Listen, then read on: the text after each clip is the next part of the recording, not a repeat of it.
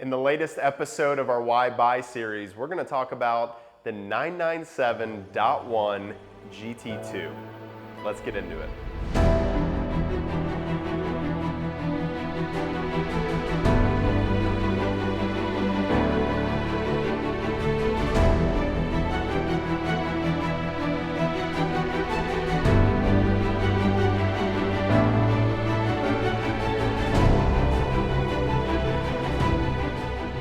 So what makes the 997.1 GT2 so special? Well, at one point it was the fastest 911 on planet Earth.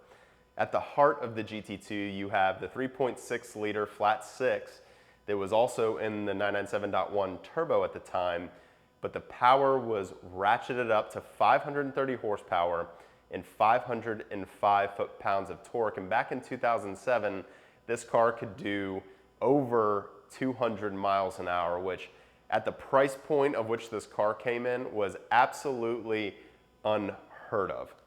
So on the exterior of the GT2, you're gonna find some very unique styling cues that, like most 911s, are also functional. You have larger openings in the front bumper, which help with cooling. And then on the rear of the car, which I think is one of the coolest touches and style features of any 911, you have the fins on the sides of the rear bumpers, and those are actually functional for the beefed up intercoolers that this car needs. The wing on the back of the GT2 also lets you know that this car has a little something more going on than just your standard 997 turbo. So on the inside, you get a lot of the same of what you would normally get in any 997 turbo, but a little extra GT2 badging on the inside. So let's go ahead, take this particular car out for a drive, let you guys know what the performance is like, what the driving on the street experience is like, and then we'll talk about who this car is really for. So driving the 997.1 GT2, I'm not going to do a full driving review video. We've actually already done one of those on a 997.1 GT2. So if you want to know what this car is like to drive and drive spiritedly, you can check out the link in the description below. But today what we're going to talk about is what kind of person would be looking, what kind of person fits the GT2. So you can't help but compare this car to its big brother, the 2011 GT2 RS. And I actually had a client of mine who drove the GT2 RS and loved it, because I don't know how you can drive that car and not love it. But we started talking about how he's going to use the car and what it's going to be for. And he's got a family and a wife and a kid, and he loves to take them out in those cars. And he drives them mostly on street roads, not in twisties and mountains. And so we started talking about how he's going to use the car, and a GT2 actually fits a lot more for that kind of profile than a GT2 RS. So if an RS is, let's call it a 10 on the aggressive scale, right, on the weight of the clutch, on the sound of the flywheel chattering behind you, the sound of the exhaust, the GT2 is it's still a 7 on that scale. The clutch is still a little on the heavy side. The steering is a little heavy. The power is incredible. You still know you're in a sports car, but the suspension is much more compliant for the road. The overall cabin noise is much, much less than GT2 RS, so you're not tired by the time you get to your location. Just overall, it fits really well for somebody who wants to get in something special, who wants to get in something fast, because this car is, but who doesn't necessarily want to be beat up and have that kind of 10 on the Richter scale of harshness when it comes to a sports car. So the GT2 is such an engaging example that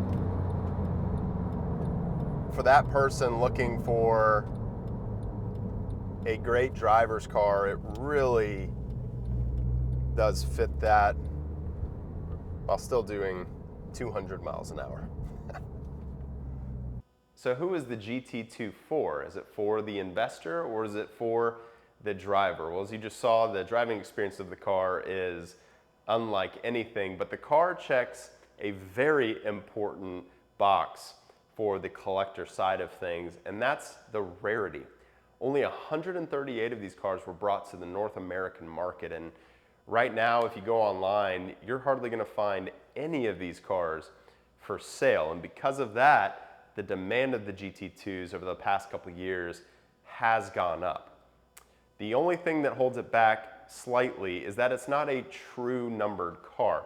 Like its big brother, the 2011 GT2 RS, that is a 1 of 500 plaque in the car, limited production car. The GT3 RS 4.0, 1 of 600.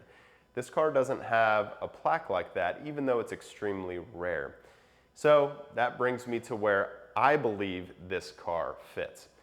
And that is, this car is a perfect hybrid. It's a car that is going to hold its value incredibly well. It has a chance to provide really good returns on your investment. But it's also a car that you can drive. You can put 500, 800 miles a year on it. And this car behind me is a very rare example with only 1,000 miles on it. Most of the GT2s we've seen are about 7,000 plus on the mileage side. So putting 500, 800 miles on it a year is going to do nothing overall to the value. And as we saw, the driving experience of these cars is way, way too special and way too good not to experience the car on a regular basis. So overall, if you guys are interested in a 911 that is visceral and is engaging and will hold its value over time, a GT2 is something you need to consider. If you guys have any questions about this specific car or any GT2s, please let us know. Ask in the comments below. Reach out to us. You can find all of our contact information in the link below. Thank you guys so much. Have a great day.